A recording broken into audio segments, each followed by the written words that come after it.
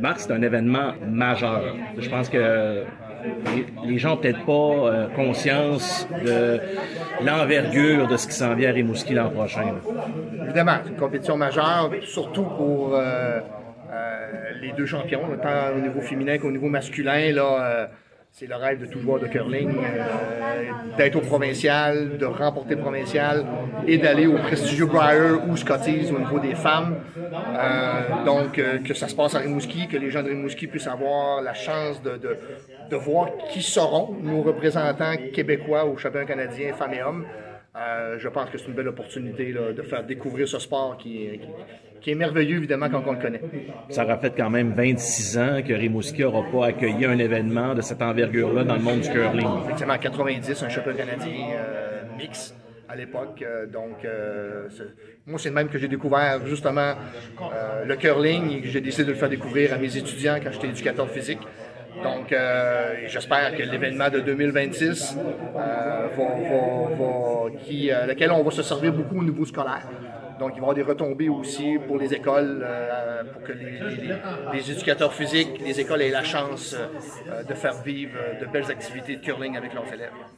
Là, vous allez transformer la glace nord-américaine du complexe Desjardins. Là. En fait, vous allez véritablement là, tout changer le décor hockey pour le rendre curling l'an prochain. Ah, effectivement. Écoutez, à part que de laisser les bandes, c'est la seule chose qui va être similaire. Là. Ça prend 3 à 4 jours monter des glaces de curling sur une glace d'aréna. Donc, d'installer les logos, d'installer les tapis, parce qu'il y a des tapis à l'intérieur. Donc, toutes ces installations-là font en sorte qu'on va prendre possession du complexe Desjardins le 1er janvier 2026, mais les compétitions vont commencer le 4 janvier en soirée. Donc, il faudra une grosse équipe, oui. Autant pour le comité organisateur qu'au niveau des bénévoles.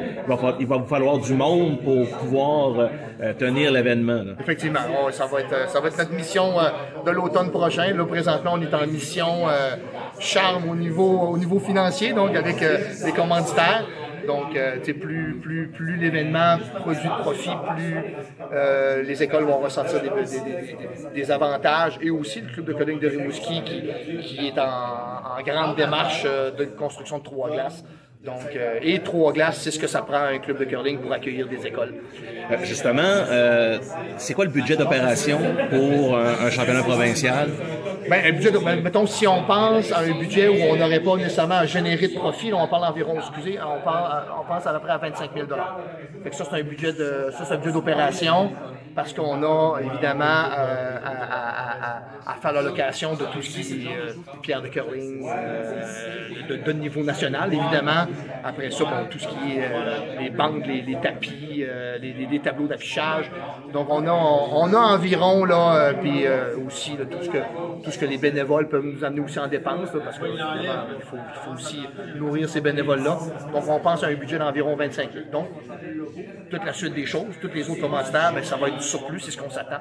Puis, on veut redonner beaucoup à la communauté scolaire et aussi aux membres du club de curling de Rimouski. Puis là, avec, évidemment, l'effervescence que vous allez créer autour de l'événement, la beauté aussi, c'est qu'il y aura des joueurs locaux qui vont faire partie des favoris. Donc ça, pour un événement de cette ampleur-là, de pouvoir compter sur des joueurs originaires de Rimouski qui actuellement sont parmi les meilleurs au Québec, ça va vous aider inévitablement. C'est sûr que ça aide. Écoute, on va s'en servir au tout départ justement pour faire la promotion. On sert beaucoup de Julien, de Jean-Michel justement là, pour ça. Puis évidemment que c'est hyper important pour nous la promotion. Puis là, évidemment, ils sont champions défendants, donc ils vont défendre leur titre à Alma. Puis on va espérer que l'expression jamais 203 soit de mise en prochain, mais c'est sûr que d'avoir la chance aux gens de Rimouski de venir voir 2 Rimouskois qui en passant sont les seuls, à notre connaissance, on a fouillé un peu, qui sont les seuls Rimouskois dans l'histoire à avoir participé au Brier. Donc l'événement est un bon et bien ciblé là, avec la réussite de Julien Jean-Michel. Puis les planètes sont alignées. Là. Oui, les planètes sont alignées, effectivement. Dans plusieurs aspects.